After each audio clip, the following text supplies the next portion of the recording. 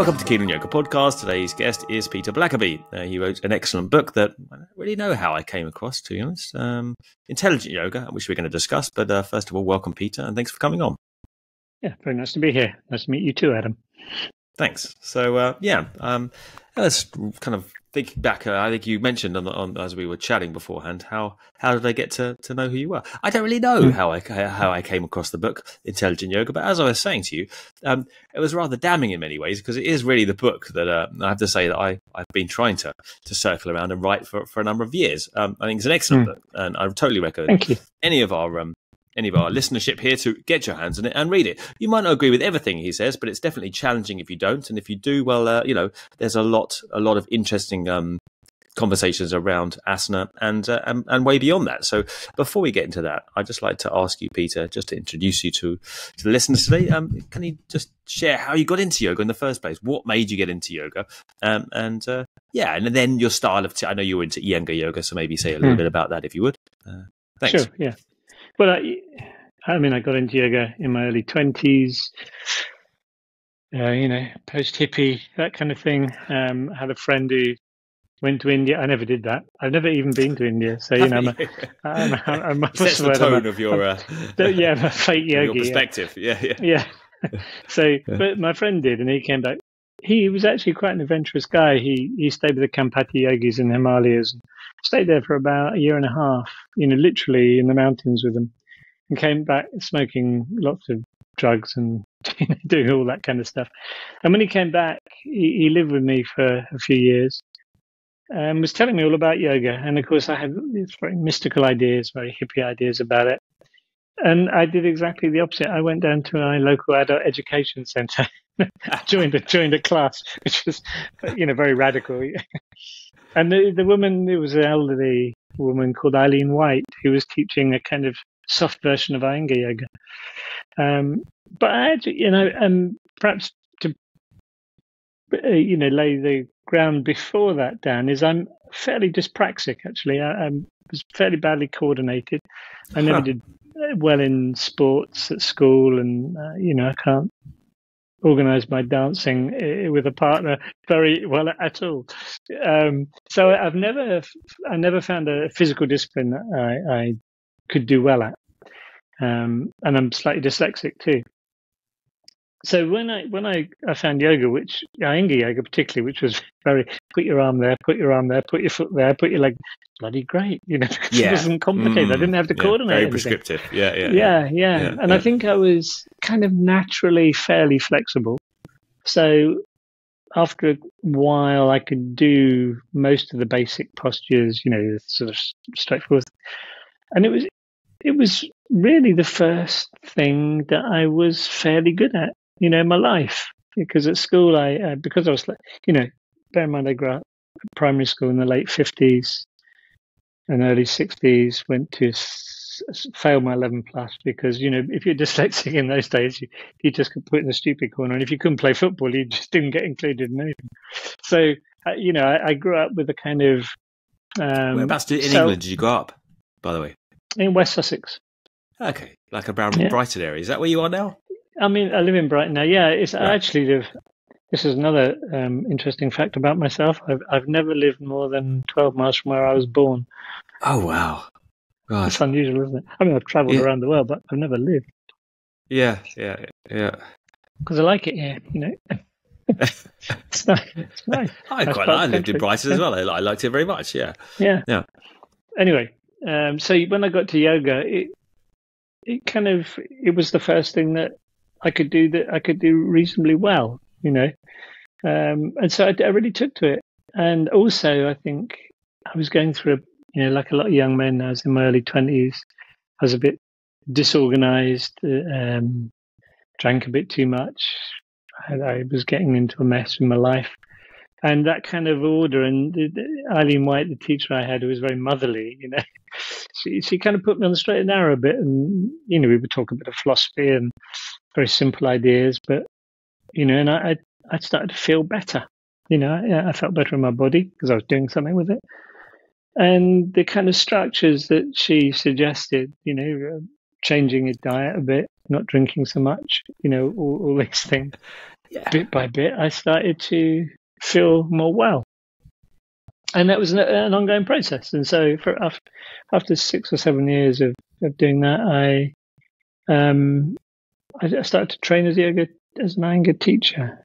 And that for 3 or 4 years, I was working with some peers.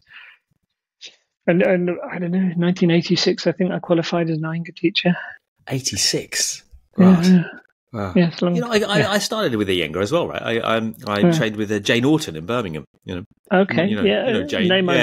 Well, I don't know. Well, the woman who was just trying to think of. There was a lot of people from Manchester that used to Jeannie Maslin, people like that. Do you know her?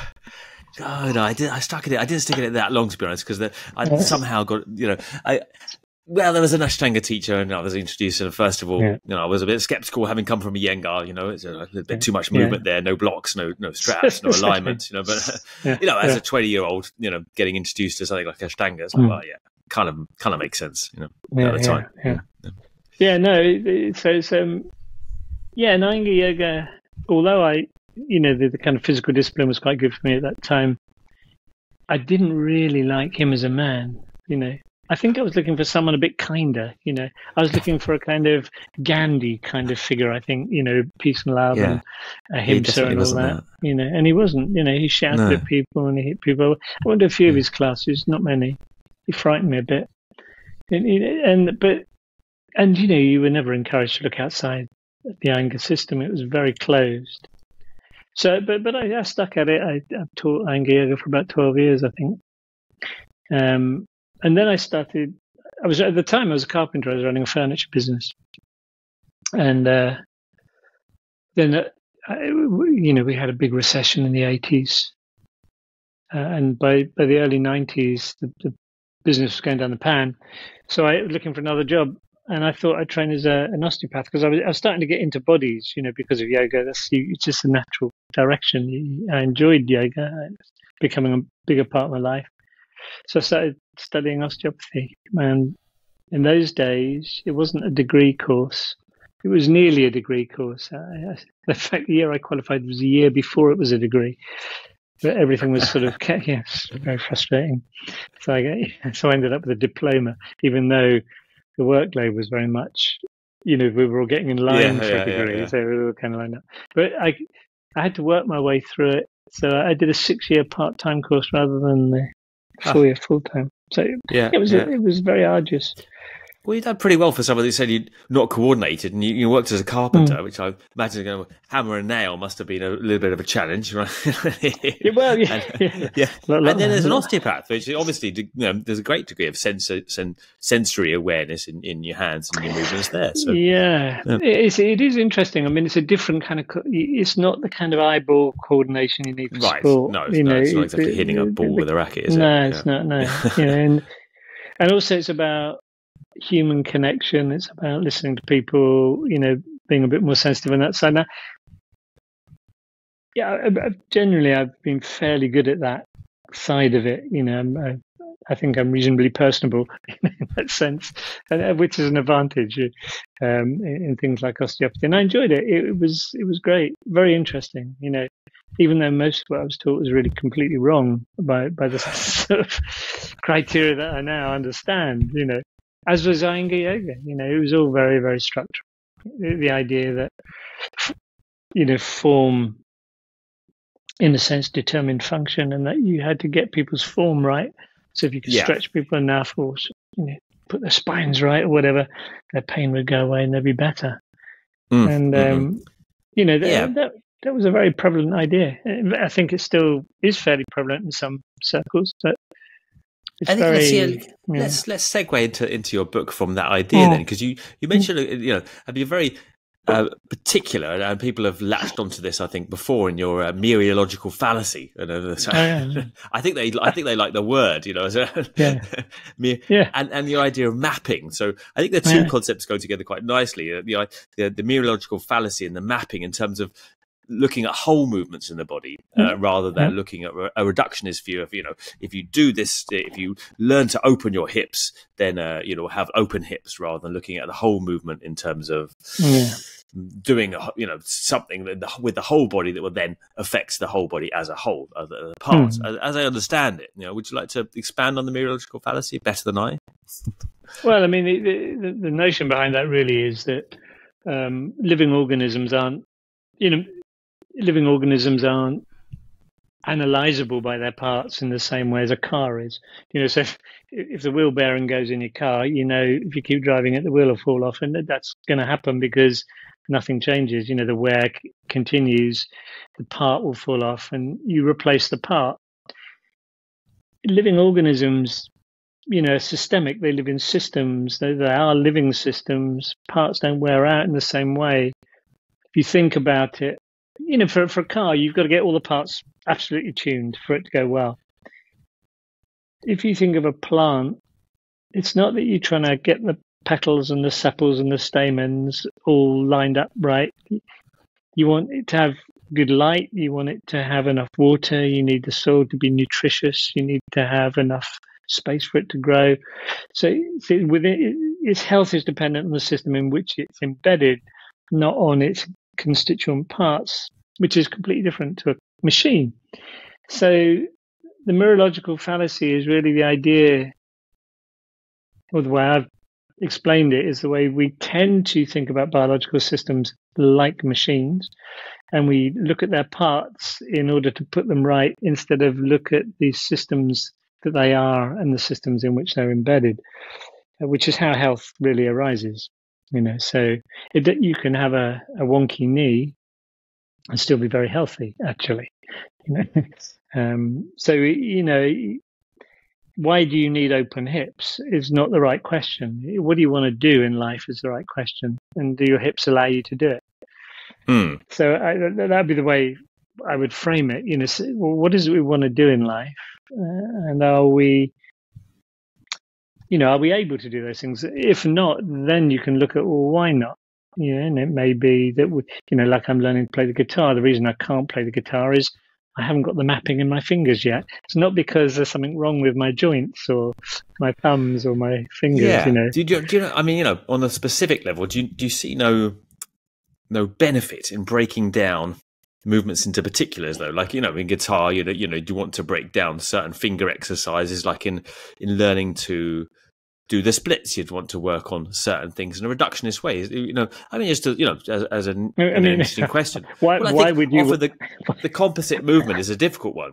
So you're mentioning, kind of a whole movement. I think you have the example in the book of tasks in gardening that the body is doing a whole movement there. Well, if you think of specifics, though, is there no argument to say that you can't tune specifics for the whole as well?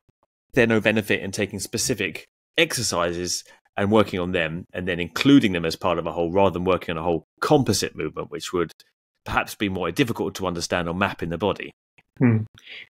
Yeah, I mean, again, I think it depends on the movement. So I think one of the examples I used in my book was throwing a basketball through a basketball hoop.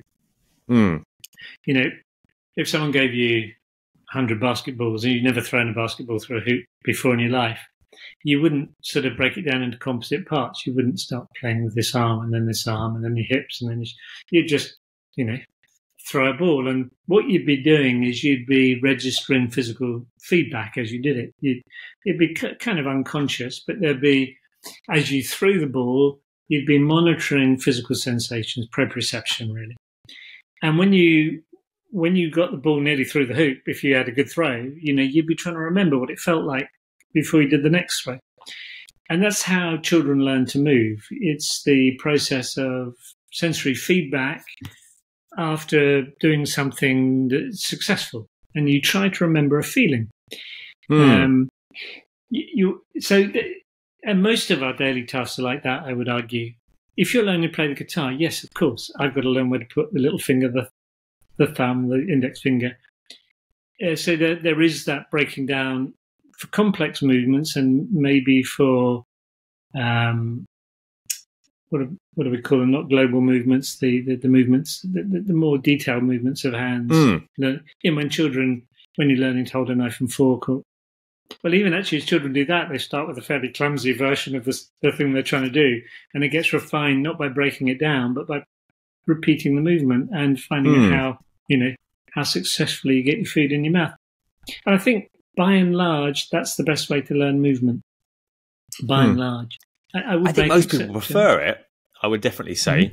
And I'll go a long way with it. I still feel that, if we're training athletes, for example, that, they say Usain Bolt, looking at his training program, he would do some sprints in a day. So the whole thing, the whole movement. But, much of the day is based around specific movements and drills, which, so I think if you're training it perhaps, I'd say half and half on that. But I think you mentioned something else, which I realize we're kind of somewhat limited in time scope here. So I wanted to kind of get into the idea, which is seminal to your book, that the yoga only helps with yoga, really. That the asanas aren't necessarily helpful for daily movement. And ultimately, you phrase it that, what you're looking for is health in the day in terms of a healthy movement in the rest of the day rather than asana for the sake of asana.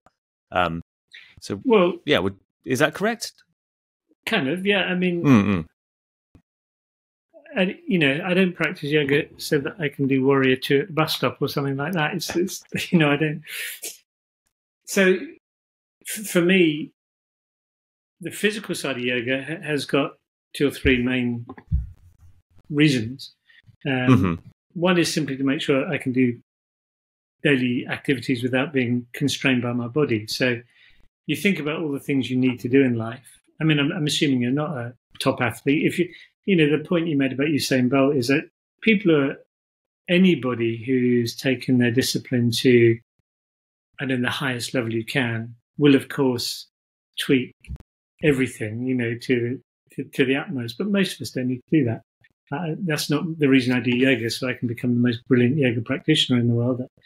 I want to have a life that's not constrained by my body. So my body needs to be able to put my trousers on in the morning, walk to the bus stop, do my gardening, do the household, chop vegetables, whatever it is, that I enjoy in life. And any other skills like rock climbing get honed by rock climbing, not by yoga, really. But yoga should give me a body that, means I can lift my arm, I can flex my hips, I can turn my rib cage this way and that, so that you've got the basics there. Yoga gives you the basic quality of movement from which you can diversify your kind of hobbies or sport or things you want to do from there. So I don't see yoga as a system of exercise. I see it as part of a way of making sure your life is not constrained by habits of bodily movement, tensions, worries, holding patterns, too much weakness. So the side effect of practicing yoga in the way I teach it is that you become a bit more flexible and a bit stronger in the areas that you need to be. But I'm not aiming to make people stronger or more flexible. I'm aiming to make people function or enable people to function. And you think that yoga is the most effective way to do that? Because then the question is, if we're looking at yoga as essentially a greatly, if not in part, functional mobility, then are the yoga asanas really the best tool to use for that? Not the classical. I don't think so. No. I mean, I've modified the asanas an awful lot. Or put it this way: why do you still use the asanas? Is more of a leading question. Why don't you just then extrapolate into your own more functional asanas, and especially more kind of emphasize the strength aspect of asanas, because they don't, they're more flexibility than strength based if we look at most yoga practices. Well, I mean, it's a question that I think, I've asked myself a few times. I think actually some of the fun, yoga is often, you could, it's quite easy to categorize yoga, and, I've done this in my book, forward bends, turning movements, side bending movements, extension movements that help you get up and down off the floor, squatting type of movements. So, and they're all very important for life. If you think of the spine, they're exactly the movements we need to make. We need to be able to flex, we need to be able to side bend a bit, we need to be able to extend a little bit, we need to be able to turn, because we need all those movements in life. Yoga's pretty well, it's got a lot of that worked out. except I think what yoga has also done is it's become very performative and quite extreme. So you said earlier practicing to do the splits, and I thought, why would anyone want to do the splits? It's an interesting question. Unless you're a performer. It's just, you might be interested in it for some odd reason, but it's not anything that would improve one's life particularly. But being able to bend down and put your trousers on in the morning is really important. And a lot of people have trouble with flexion and hip flexion and bending knees and ankles and toes and feet. They're much more important. They're much more useful. Yeah. You talk about the kind of aspects of muscular patterns and tightnesses being related to going something, towards something deeper. So if you extrapolate in getting rid of certain kind of patterns that are holding one's back, and that person happens to be of youth and ability, then wouldn't that also be relevant to go to a greater degree of working with those patterns? If you do believe, as you suggest in the book, that yoga is a deeper task than simply stretching the body for comfortable daily life, right? Which I think you agree. Yeah. So think about patterns, or habits, patterns or habits. But there's lots of ways you can call these things, but things we do on a repetitive basis. I think there are two main kinds of patterns that we have. The ones we want to have, walking, sitting, moving around, and we refine them. And generally we refine them just by doing them every day. So I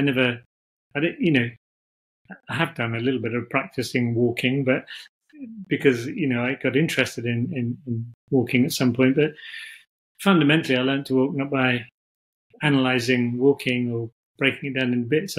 From a child, I did it more and more and more until I could walk. And then you get as good at walking as you need to be. If I took up race walking, if I became is there such a thing? Speed walking. Yeah. Well, yeah. Oh, you knew the walking races in the Olympics. Or any task.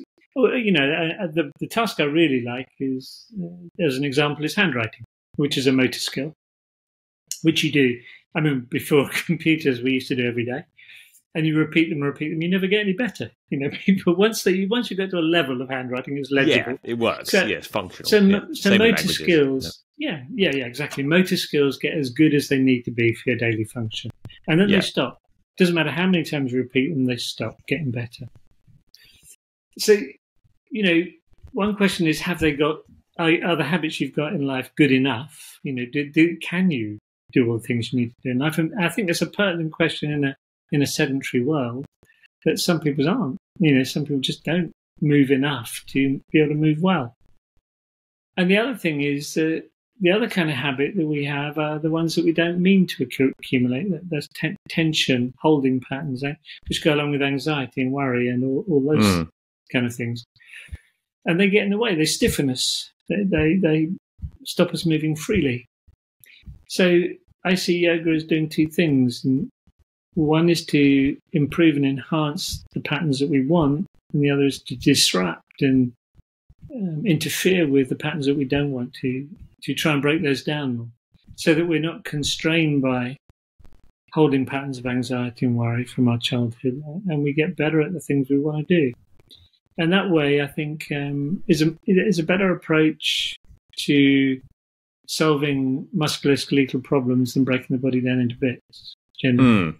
But that would also suggest then that if someone has a natural openness, for example, let's say, or use that word, and they're young and able, then those patterns of holding would be seemingly more expanded, and therefore it would be a reason that they might challenge themselves to do the splits or something, because those patterns still need to be challenged. They just happen to be kind of like less restrictive as such. Yeah, but then you have to say, where are the patterns held? See, I mean, if you take what you seem to be suggesting in your comment there is that the patterns are held in the tissues, and we know that that's not true. The patterns are held in the sensory motor cortex of the brain. Our movements are enabled by the motor output from our brain, not by the tissues themselves. But there would still be a reason to work with those mental tensions within the scope of the body, with a more open body. And I say that this element of challenging one's patterns depends on the level of practitioner, surely, to make it in most basic terms. Well, yeah, I'm not quite sure what your point is here. When people get constrained either by physical or emotional psychological patterns, they come from our past. They're historical, aren't they? If you think about it, my anxieties didn't start yesterday. They started when I was, 4, 3, 2, 1, whatever. You can go in utero. You can make a starting point wherever you like. But when you form habits of behaviour, and you have to say, Antonio Damasio is someone I really like. Have you come across his work? Yes, yeah. Okay. Yeah. Well, he talks about motoric output. He talks about the output from the brain to the muscles and to the organs. So, something happens in the world and I respond motorically. If it's frightening, I might tense my muscles, but I'll also secrete adrenaline, cortisol, and hormones that alert me to that situation, fight, flight kind of stuff.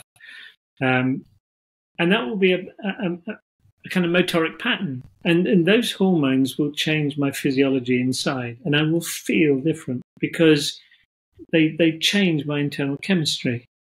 And my interoceptors, the sensory organs inside me that tell me how I'm feeling, will notice those chemical changes. And so there'll be a kind of agitation inside that I'll notice, and I'll feel agitated. And whatever emotion I want to construct around that, fear, worry, anxiety, whatever it is, will be what I feel.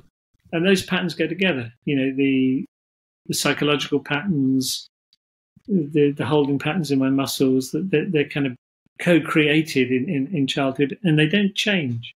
They get repeated like handwriting gets repeated, and they don't get better unless you start doing some kind of body calligraphy, until you start stopping and think, well, actually, what's going on here? How can I engage with the world in a way where I don't tense and create those kind of motoric patterns that Damasio talks about? Then I'll feel different. And my responses will change, and I will change a bit as a human being, because what I'm now doing is changing my responses to the world. And I think this is a very interesting and fruitful way of approaching yoga, because it's asking you to pay attention to how you respond to what's going on, not how do I stretch my hamstrings a bit more because I feel a bit of pain when I do a forward bend. Which is really rather a limited sort of way of thinking about things. Well, I suppose what I'm suggesting is that for people with different patterns of tension, the degree of challenge will be different, which will be, to phrase my question in a different way, is, would there be any need to challenge oneself in the yoga practice? I mean, I think you mentioned, because I say, most of it, I'd say I agree with you to a level, but you do go quite to a degree in your perspective when you say something like yoga practice should not be seen as much as a discipline, but as a pleasure, for example. That's, one of the quotes. Do I say that? Yeah, you do say that in the book, And then I thought, and I say, I mean, I totally love the book. I recommend it totally. But there's a few things like that. I just think, I probably should agree with that, and I often speak in that manner, but I still feel there's something worthwhile about challenging oneself and, the kind of old-fashioned, cliched, I suppose, to say, the idea of tapas, or doing something kind of, with zeal, which is difficult, which involves discipline and involves overcoming a certain degree of difficulty, not pain, but challenging oneself. Why do you think that? Why do I think that, or in what way? Yeah. Why do you think that's a good idea? Because I think if we don't challenge ourselves, I think we kind of stagnate. I think we can't help but we kind of there's a kind of law of entropy kind of thing. If we don't move forward, then we tend to kind of regress. So I certainly feel that in my own life. I mean, if I just went and allowed myself to act as I would, I wouldn't do anything. If everything that frightened me or I thought was difficult, I decided I won't do that because I find it difficult or challenging. I would do very little. because most things I find difficult and frightening and challenging. Okay. And then I feel fulfilled when I've done them, and then I feel slightly less challenged, marginally, the next time a new challenge comes up. Yeah, no, I think that you're making good points, but I find this, it's an interesting question because have you got any children? I don't know. No. No, okay. Well, when you watch children grow up, there's a curiosity, a drive to explore the world. We all have that. They just want to go out there. They want to balance on that wall. They want to do dangerous things. It's just part of our natural exploratory persona. I think it gets stifled in us at school and places like that. Our desire to, reach into the world, and I do think that is a problem for some people. And I do think some people need a bit more pushing. Some people definitely need pulling back. Some people just go out in the world, for sure. and are constantly hurting themselves emotionally, psychologically, physically because they the bull in the china shop. But you're right. There are some people who I think are too timid, and history does that to us. True. And I suppose when I say, I have a set of practices that we do. I teach head balance, for example, which a lot of people go, whoa, I didn't think you'd do something like that. But I do. Mainly, I teach head balance base. Mainly, I teach the preparation for head balance. But occasionally, people clearly can do head balance. And what I'm interested in is not really the performance. I don't really care whether anyone ever gets up into a head balance. But I do want that journey to be started. And I always insist that people start the journey. I am on all the postures that I teach. The only thing I'm fairly insistent on is, look, I want you to start the journey, and even if the start of the journey is just sitting looking at your mat, I want you to notice when you become uncomfortable, either physically or psychologically, and then I want you to try and work out what that's all about. So, and head balance is quite interesting here because it's very rarely a physical block. It's a psychological one. They've read something, they've heard something, they're frightened about standing on their head, but they don't know why. Because they've never done it. I mean, it's quite reasonable, I think. It's dangerous. You might fall down. You might, you might hurt yourself. It's only dangerous if you try and perform it. It's only dangerous if you don't understand the preparation for it. If you set yourself up well for it and you take your time. And I mean years. I don't mean a few hours. I mean years. You get to a point where, for some people, and not everyone, you'll be able to move into a head balance in the same way as you move into downward dog, and it won't be any different because you'll be constantly watching what's going on in your body when you tense, when your breathing changes, and if every time you ask yourself, something's become uncomfortable. What happened there? And then you try and make an adjustment. So the next time you do it, it's not uncomfortable. You go a little bit further, and you go a little bit further. And your interest here is, how do I keep on developing a movement that still feels okay? My breathing is still okay. I don't feel tense. I feel quiet. I don't feel agitated inside. And you add sort of, I call it frames of the film. You add another frame to the film, another frame to the film, and you go further and further. And I don't care if you ever... See, the worst thing you can do is then go into a head balance, holding your breath, tense, uncontrolled into movement. Then, of course, you're going to hurt yourself. But if you understand how to build a movement up in a way that it's always feeling okay, you're not going to hurt yourself. And if you approach life like that, it doesn't mean to say you don't do things. It means you engage with life more attentively. You're really paying attention to life, and then you're responding to it. Even the idea of building something up, though, and somewhat kind of suggests the need to challenge oneself, or, I mean, not to say to cause oneself pain, but the things that the challenging or building aren't necessarily always comfortable. And I think, in practice, I think a lot of people do appreciate the fact that they face difficult challenges and have a sense of accomplishment when they overcome them. Well, I guess what I feel about difficult challenges, you don't want to make it more difficult. I mean, we all. I mean, life is challenging. I don't know about you, but I find life very challenging. Very much so. Yeah. You Yeah. know, there's a lot of challenges in life, and the thing I don't want to do is make my life more difficult than it needs to be. It seems pretty tough.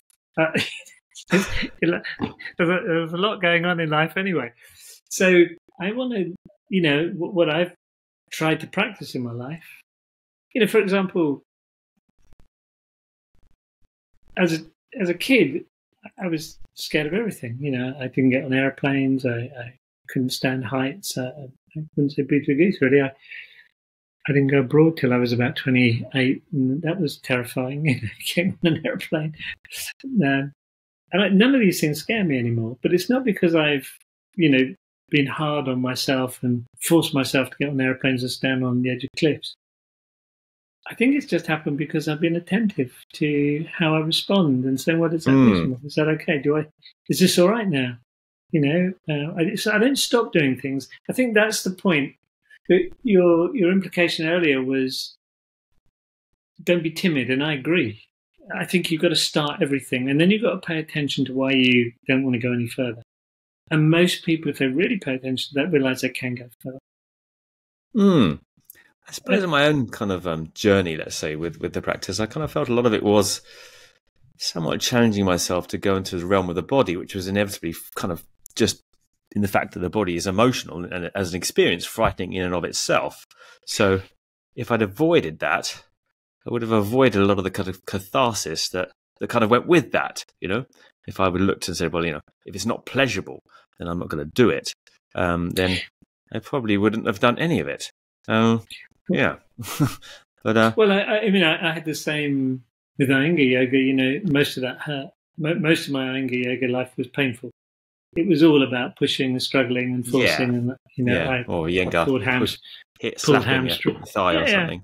Well, even just the practice. You know, I had a harsher, more disciplined practice when I was doing Iyengar yoga than I do now, and I ended up in more pain. And actually, my ego a bit more bruised. I compared myself to others more. You know, there was a whole host of things that went along with that way of practice that I don't think got me anywhere.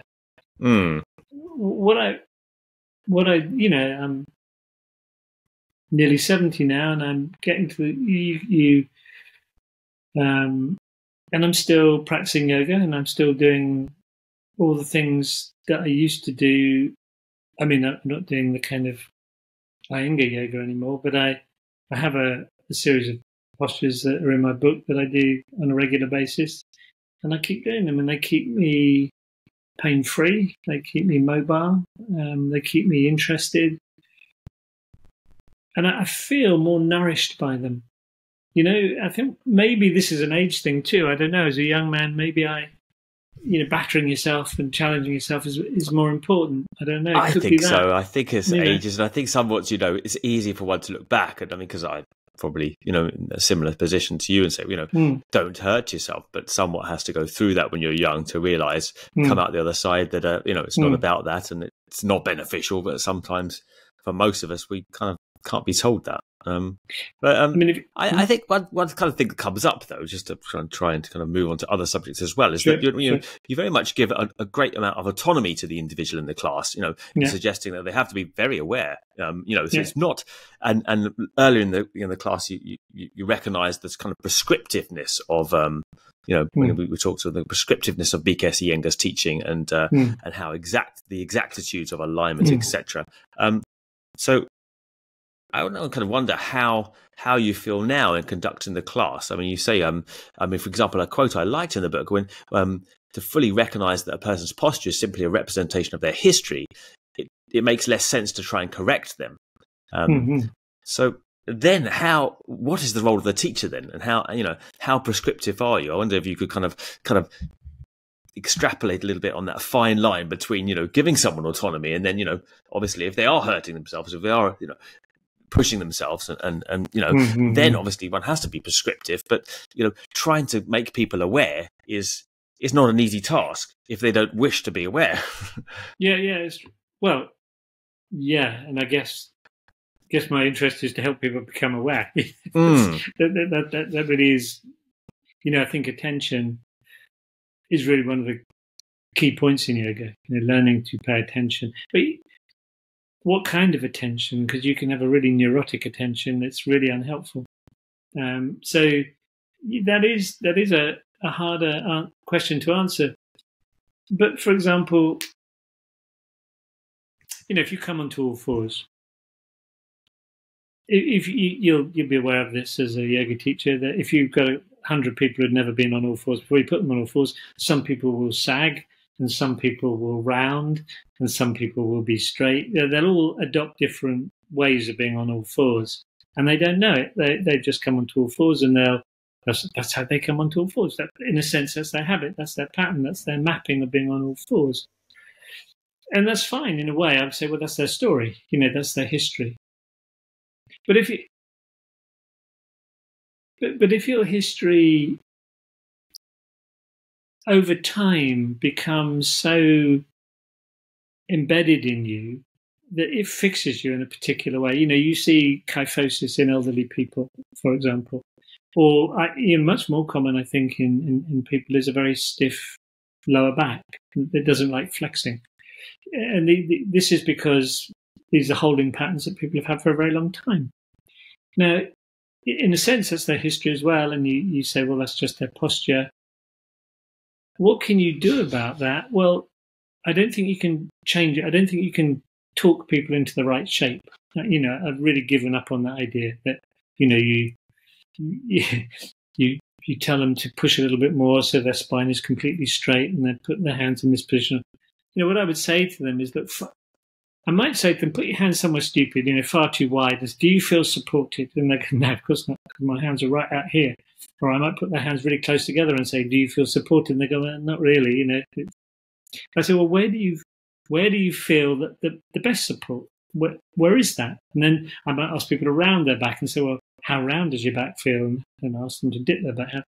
Well, what does it feel like somewhere in between the two?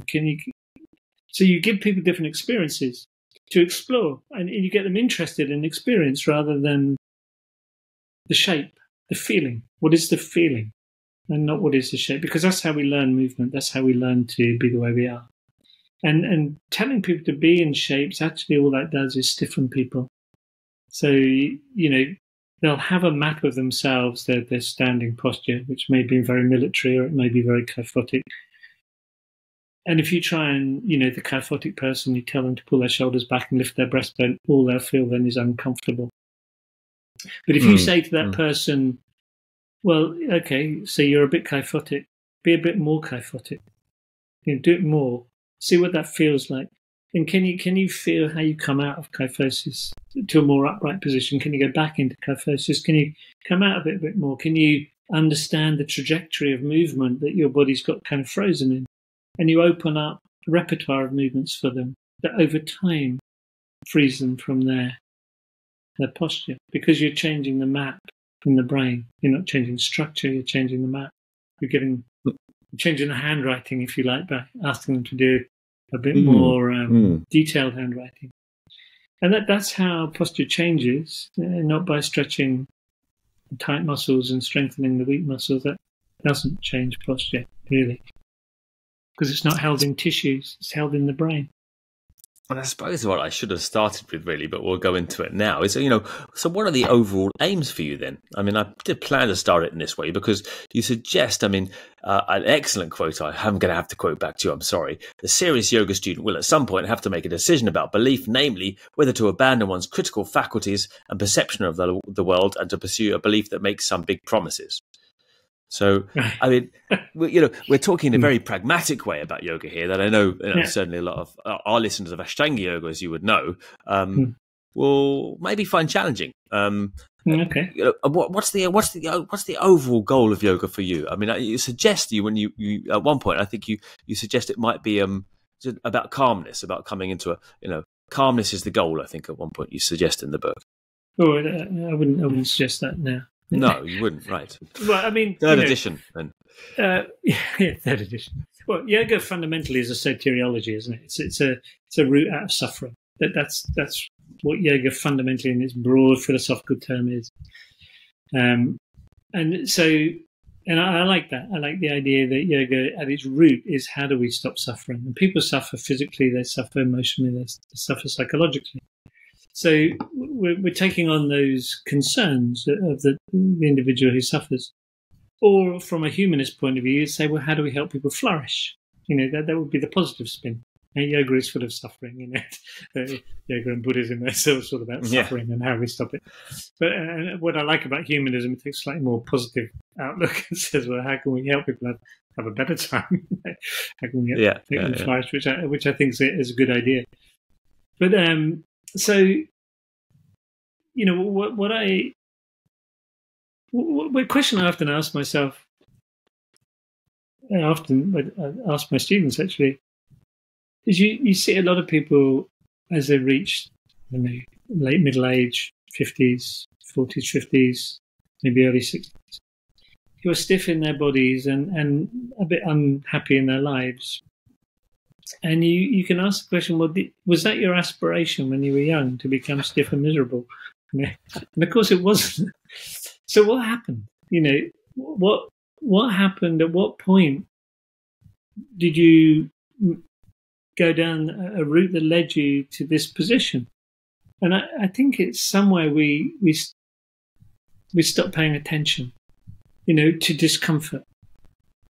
And that's what I mean. It's not, you pick me up, and I think, understandably, you pick me up and saying, well, am I just after a comfortable life? If I'm saying, I want people to be comfortable. Actually, what I really want people to do is notice when they become uncomfortable. So can I do anything about this? Sometimes you can't. When my son was very small and he wasn't sleeping at night, my life was deeply uncomfortable. I couldn't do anything about it. I just had to acknowledge, this is bloody tough.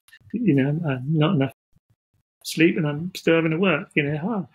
But there are times when, often in relationships or in work or something like that, you accept something, you somewhere inside you're going, that's not quite good enough, and you bite your lip, you don't say it, and you swallow it, and then you go on, and then the next thing, and another thing, and then you've made a lot of maybe unnecessary compromises to yourself, to your well-being, and you become resentful and miserable, or you, in your body, you may have got a pain in your knee, and because you don't understand bodies very well, you've assumed that pain means there's something wrong in your knee, and it hurts when you move it, so you stop moving it, and then you stop moving it, it becomes stiffer, and as it becomes stiffer, you move it less, and you move away from health,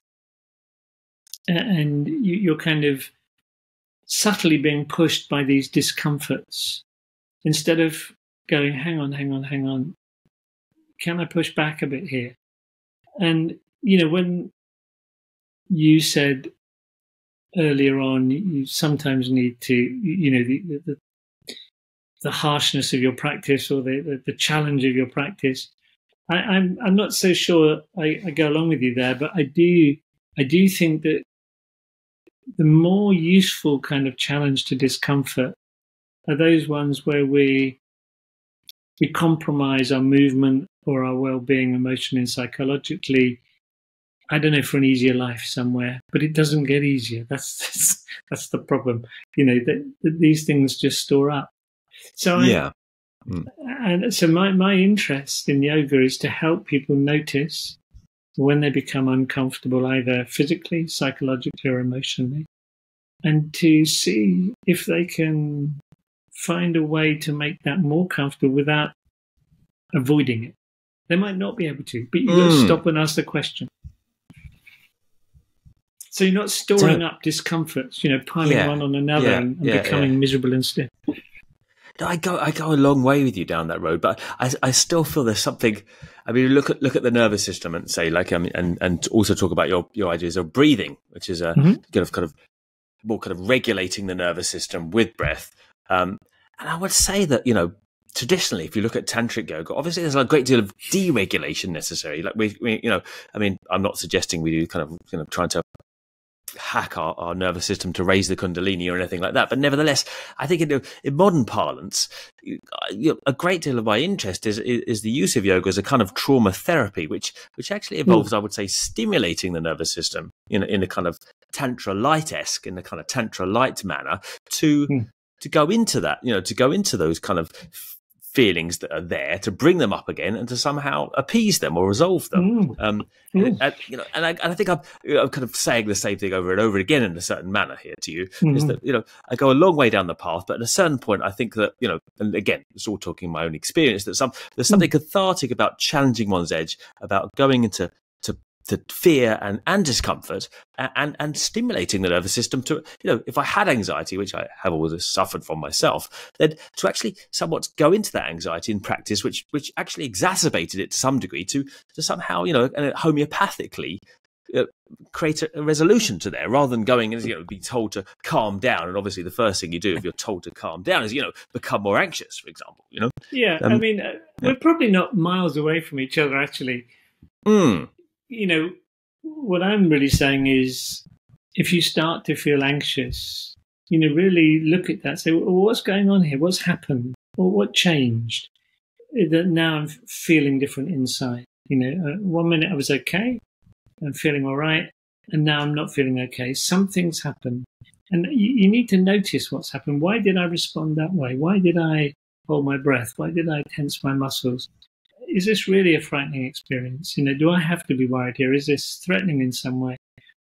And I think that's what I did with airplanes and heights and those kind of things. I started to just ask myself, was it, most of this stuff was about just me thinking about the future. It's just going to fall out of the sky. I'm sure it's not put together well. All those kind of future. Instead of meeting it in the moment, really, what I'm interested in is people noticing how they feel actually right now in the moment, and do they feel okay? And all my yoga postures, so I use yoga postures in a sense like a metaphor for life. So you might start, I don't know, let's say head balance. You may start putting your arms on the floor, put your head on the floor. You might start to walk your feet in a little bit, and I'm saying that all the time. Is it okay? Is it okay? Is it okay? And then if it stops feeling okay, what's changed? Did I hold my breath? Did I tense my shoulders? Did I uproot my elbows? Can I do anything about it? Did I just lose attention and something happened? Or have I reached the physical limit of what I can do with my body at the moment? So that you start to get a more reasonable understanding of what's upsetting you. And I think that. But that would also negate the idea of the kind of main premise of yoga, which is some kind of karma purification, like to use obviously more specific terminology, that there's something in the body, emotional resources, emotions stored in the body that don't make the rationale in the present a tangible option. Emotions stored in the body. What do you mean? Yes, that you have that there are experiences. And samskaras, to use yoga terminology, that mental impressions, emotions, desires laid down in the body, which don't give one a completely rationale 2020 vision in the present to say, well, does this make me feel okay? And I mean, where you would diverge from yoga, I think, in this perspective is that you would say, well, we have autonomy as an I to make ourselves comfortable, whereas yoga would say, well, that I framed around these stored and conflictive emotions of the body will never be comfortable. I think you've made some very big statements there. That emotions get stored in the body. I'd completely refute that. They don't. There is no place for an emotion in your body. You don't have an emotion stored in your body. Well, we can call it the head or the body, but there's definitely emotion, desires stored somewhere. When you approach something, you will not have the same responses to a bunch of flowers as I will, because somewhere, whether it's the body or somewhere else, we can talk about nerves or the head or the body. I'm not really being that specific when I say exactly the body, but somewhere, non-tangibly, within the frame of energy that we can't pinpoint, there is stuff that makes you and me, which is past experiences and conditioning. Yeah, and what I'm arguing, it's a good conversation, by the way, is that what I'm arguing is that,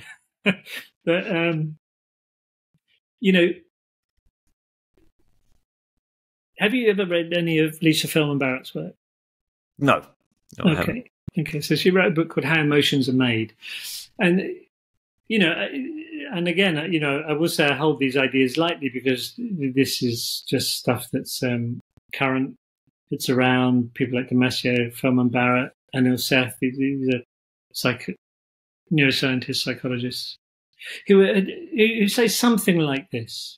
So things happen in the world.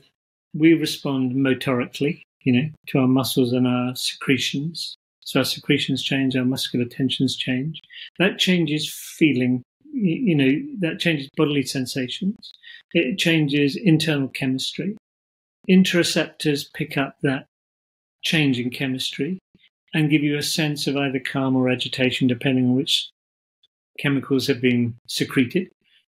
And then, depending on how historically those feelings, what meaning we've given to them in the past, we will construct emotions on those feelings. So you get sensory input from the world, you get motoric responses that create a different state in the body, which historically means something to us. It means it's frightening, or it's happy, or it's this or that.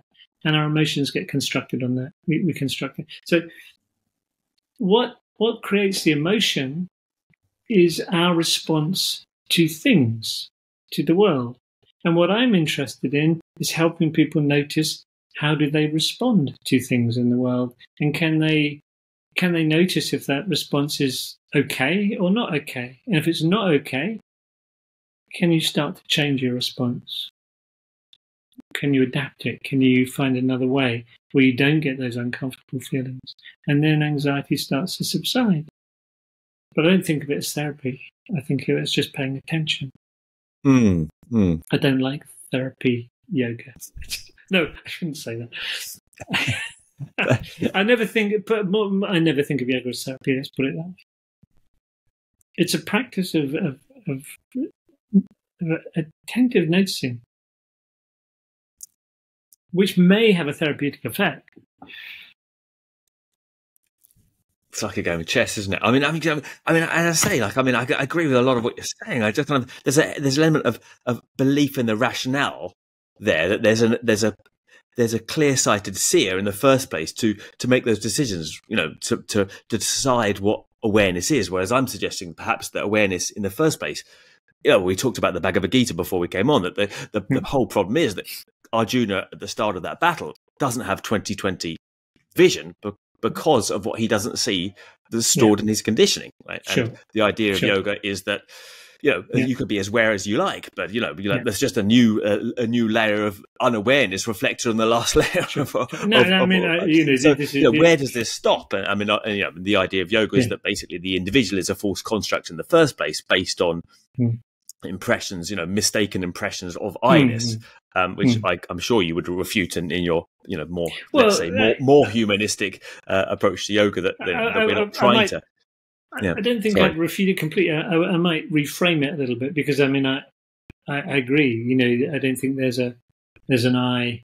I don't think there's a perfect I underneath all my conditioning. I think I'm self-constructing all the time. Life is a process of change, and I'm a very different human being to the one I was when I was. In fact, if I met myself when I was 17, I'm not sure I'd recognise myself. So the process of life is one of constant change and modification. So I'm adapting all the time. I don't see myself as having a kind of, an essence of peat, that stayed steady, on which I build all this gunk that I can clean off and find the essence of me again. I don't see that at all. It's more like a building that's constantly having bricks taken away and new bits put on, and bricks taken away and new bits put on, and I'm reconstructing and reconfiguring myself to fit into life better. It gives a lot of again, I'd go back to the fact that it does give a lot of personal autonomy or belief in the individual to do such a thing, whereas a lot of people would frame their beliefs in terms of trying to transform by somewhat giving themselves over in order to, in order to circumvent the same old, like the whole question, who am I, and then comes back to the same old bloody fool, it's like, you're stuck in your own loop. And there's somewhat, people like about yoga, I think, is the idea that you can give yourself over to something higher, and therefore that's what Jay was on about. Jay was very on that. Yeah. I didn't think it would kind of necessarily be the frame of of my own question back to you, but faced with your perspective, I can't help but yet it comes out of me. As I was saying to you before, that I cannot tolerate the utter the utter oblivion at the end. There is really? There is this idea. I'd still say, well, if we're doing yoga, then I can't help but not frame it somewhat within the paradigm of the yoga texts that are giving a certain viewpoint, which and I think that you've we're never in it in the first place, perhaps, or completely stepped out of that. I've certainly stepped out of the idea of reincarnation, karma, going on after I die. When I'm dead and gone, I'm dead and gone. In fact, in my book, I've got a couple of pages dedicated to the idea that actually fully understanding death is one of the most liberating things you can do, because it frees you up to have a good life. You can get on with really living your life. I think a lot of people. I remember that in the book. Yeah. I would still dispute it, saying the individual can never actually imagine it's not being. So that's that might be a problem in the first place. But I think some people. I do think. I mean, you never know how you're going to feel. I don't think I'd be very happy if I suddenly got a terminal diagnosis. I'm not saying that. But I do think it's important to reflect on one's mortality, and I'm a big fan, actually, of voluntary euthanasia. The Humanist campaign is to be able to end your life when you want to end it, strikes me as a really important decision. I don't want, I think these I don't find this a morbid subject. I think the cycle of life is rather wonderful, and the grief and loss that you feel when your pets die, your loved ones die, your parents die, enriches one enormously. It reaches into you in ways that most things don't. You were saying you like to challenge yourself in yoga. I mean, it's these things, it's these big life events, birth and death, and they really fundamentally shape you. I think these are very important conversations and thoughts. And most people just push them a little bit to the side. Don't really. I think it's I think it's a challenging conversation for many people, and difficult to keep up with them for myself, actually. And but because it kind of makes me think about my own beliefs and own wishes towards yoga. But because I think we do have this longing. The individual has this longing to transcend the boundaries of the individual. I think that's one of our. I think it's got a name, probably. Philosophical name, to transcend this limited sense of self to something higher. And I think it's a primeval, kind of very much a kind of fundamental spirit within us to do so. And when you're talking in such a manner, it kind of negates that urge, which I kind of feel I don't want to lose. I don't want to give up. Well, only partly. I do understand. You see, I think human beings do have this really difficult thing that we understand. In a sense, we are bound by our skin. We are separate. Eric Fromm, in his book The Art of Loving, has a kind of interesting take on that. He says our sense of isolation is what love tries to traverse. So our loving nature, when we love people, when we fall in love, when we are in love, when we learn to love, it's about transcending our sense of isolation. And making love is the closest we get to that, is one of the things he says. And the kind of frustration that we have of not completely being able to subsume our sense of isolation is one of the problems that human beings have. I don't completely buy his argument, though, because I subsequently, have thought much more about how we are systemic creatures, how we live in systems, how important. I think about the old people in my community or in my yoga classes and the young people I know and the children I have. Well, I have one child, and there's something really beautiful about all this, isn't there? About I've had several pets in my life that I've enjoyed and have died, and the enjoyment of them, the fantastic enjoyment when they have a puppy, and the terrible grief when they die. That they're all part of this rather beautiful process of life and death. I see this as very rich. Without death, I don't think life would be very rich. Yeah, which is again to come back to the idea of duality, which is the idea of that yoga comes off, isn't it? That you can never actually make yourself fully comfortable. If we're looking for making ourselves comfortable in life, that's as good as dying, really. The whole point is life is situated on the pleasure-pain modality, whether you take it into yoga as something you're trying to alleviate, whereas you become kind of completely equanimous to emotion, or perhaps really come down more on your front as to kind of in a more tantric line, appreciate the richness of all feelings.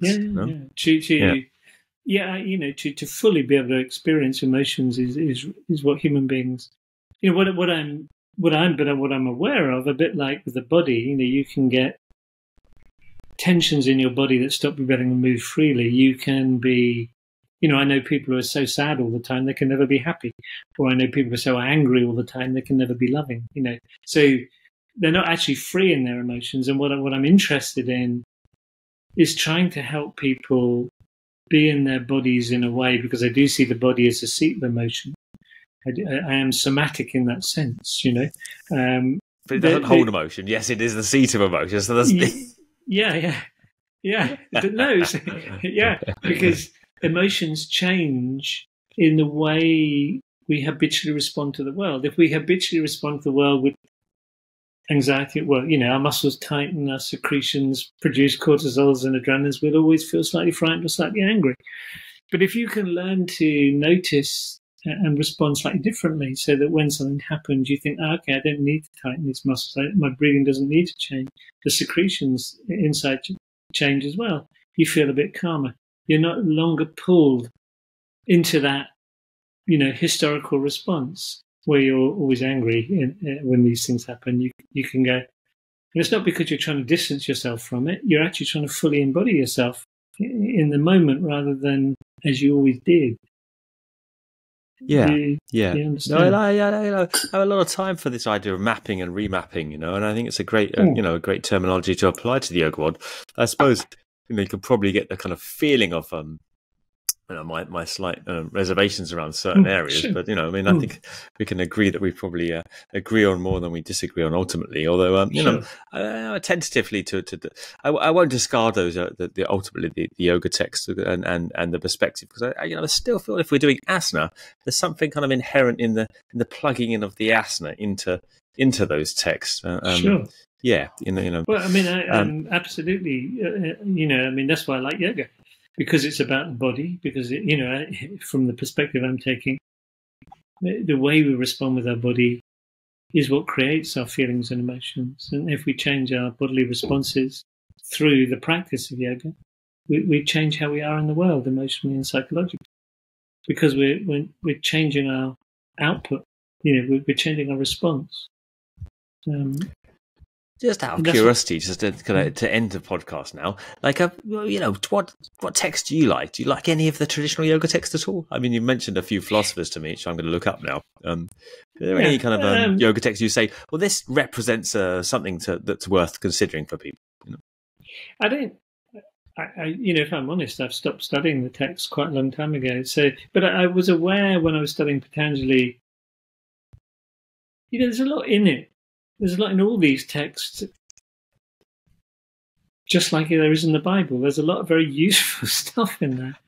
But you have to cherry pick it to kind of... See, if you believe they're written by blokes in the past, you have their own agendas and their own ideas, their own beliefs. Just like if I read a modern philosopher, modern text, you're getting a synthesis of a lot of different ideas. The yamas and the niyamas, they're not, most of them are fairly reasonable. and you can learn something. I remember thinking a lot about violence when I was really into all that, and thinking, what about violence to nature? I remember thinking the washing machine is a violent thing because it puts detergent into the world, And I was taking an idea. I think the idea of the Gita is really you cannot avoid harm to something because everyone's so inextricably bound. So unless you're going to be completely monastic and utter quietism of a monastery, you're going to cause violence. So then it's like, well, the only option is dharma, right? Because you cannot negate, turning a light switch causes harm to someone somewhere. So how do we deal with all that? And I suppose what I came, why I moved away from the yoga texts. It's not that I've moved away from the yoga themes necessarily. I mean, I think the themes in yoga are big. They're about life, they're about death, they're about how we live our life, they're about habits and samskaras, the way we repeat stuff. I just came to a point where I thought, isn't this easier to do as a Western bloke through Western ideas? Looking a bit at Indian stuff, but it was it's so wrapped up in theology. It's so difficult to untangle from theology, the philosophy. I found it easier to deal with these ideas when I was looking at more Western philosophical concepts. And I suppose it also posits that there is this being, albeit Patanjali or whoever else, the yogin of old, who does reach a higher state of consciousness where everything is satisfactory or as it should be. And I suppose you would deny the reality of Ramana Maharishi, or a lot of people would take hope or solace in that idea that there is a possibility to reach a state of consciousness, which is a supra state of consciousness in a certain manner, where everything is resolved. Yeah, I mean, I think Patanjali is a dualist in a way that I'm not. Purusha and Prakriti, two very different things in the universe. I find that one a hard one to swallow. I'm more of a naturalist than I am a dualist in that sense. There are some very interesting caveats. Of course, consciousness is the classic one.